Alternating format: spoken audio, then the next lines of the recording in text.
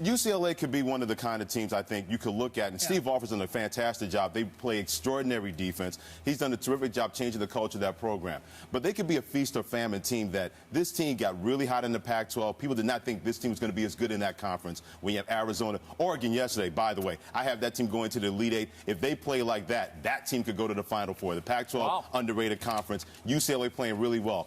I just wonder how many times have we hyped the team. They get ready to play Tulsa. Danny Manning, he loves situations like this. When you've done what he did with Danny and the Miracles back in 1988, winning a national championship in Kansas, and you learned under Bill Self all those years, when you've been on both sides of that Larry fence. Brown, Larry Brown, all those guys. Your UCLA Bruins carry champion This is could why I be didn't want you to ripe go for an first. upset. They could be ripe for an upset. I think Tulsa could get them. I think it's probably likely that happens. Not going to happen, but no. Okay. No. Because I failed so miserably last night.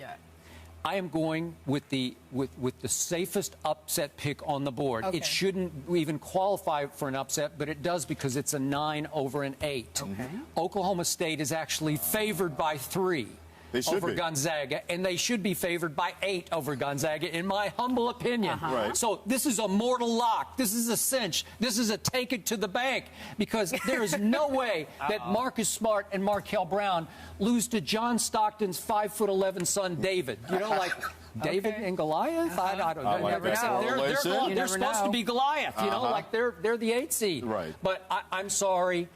I didn't see enough. Even though Gonzaga won its conference tournament, they shouldn't be in the same league with Oklahoma State, who early on, you know, and then they had their 7-game slide. But once they came back together, this is a team capable of making a deep run, and I think it starts today. So, again, this isn't even going out on the limb. It's like hugging the tree is what I'm hugging. I'm not even stepping out on the limb. Yeah, I'll say one team that should be worried is North Carolina, because when you can't make free throws, that could be the theme of the tournament. And they have been atrocious from the free throw line. And Ed Cooley and Providence, he'll have that team ready. Bryce Cotton is one of the best players that nobody knows about. A guy that if Doug McDermott was not in the conference. That sounds like a better upset pick for me. You know, here's why it's not an upset pick, because I've seen North Carolina pull stuff like this earlier this year, where Roy Williams has pleaded, begged, prayed, exhorted, and his team has been inconsistent all year long. When they're up and down the floor and playing right, they are very, very scary. But this game is close, and they have to go to the free throw line to win it.